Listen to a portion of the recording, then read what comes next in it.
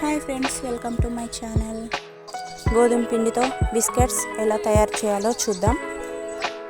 బిస్కెట్స్ని prepare చేసుకోవడానికి cup గోరువెచ్చని నెయ్యి పోయాలి.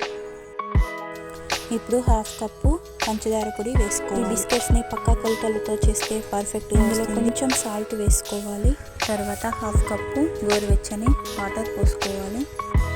చక్కెర కరిగేంత వరకు బాగా కలుపుకోవాలి.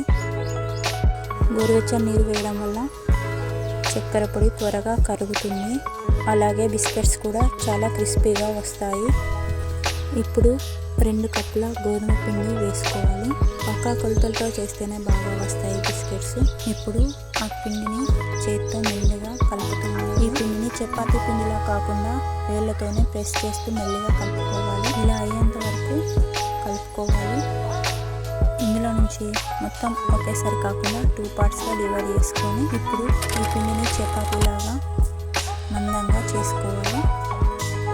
చూడండి నేను ఎలా చేస్తున్నానో ఈ విధంగా ట్రై చేయాలి. పలుచగా చేస్తే బిస్కెట్స్ సరిగ్గా రావు.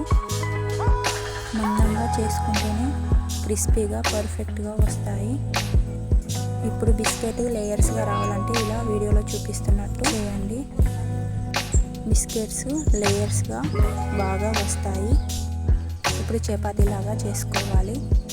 దీన్ని మందంగా పెద్దగా చేసుకోవాలి. చూడండి నేను ఎలా చేస్తున్నాను, అలానే ట్రై చేయండి, బాగా వస్తాయి. ఈ బిస్కెట్స్ని పిల్లలు కూడా చాలా ఇష్టంగా తింటారు, అంత బాగుంటాయి.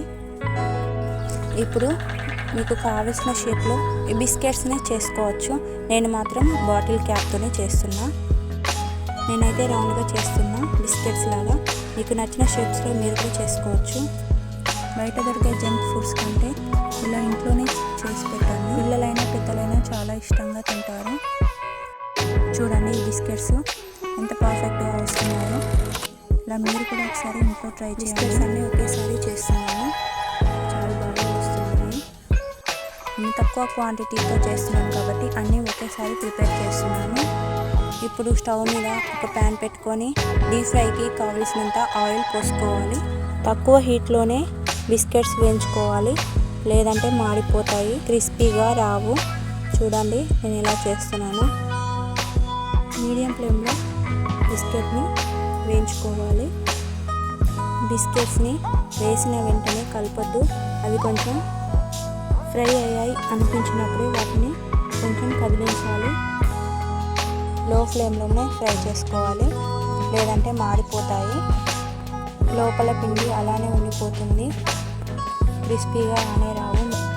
ఇలా గోల్డెన్ కలర్ వచ్చేంత వరకు బిస్కెట్ని ఫ్రై చేసుకోవాలి. ఇలా వేగిన తర్వాత బిస్కెట్స్ని ఒక ప్లేట్లో వేసుకోవాలి. ఇలానే అన్ని బిస్కెట్స్ని వేయించుకోవాలి.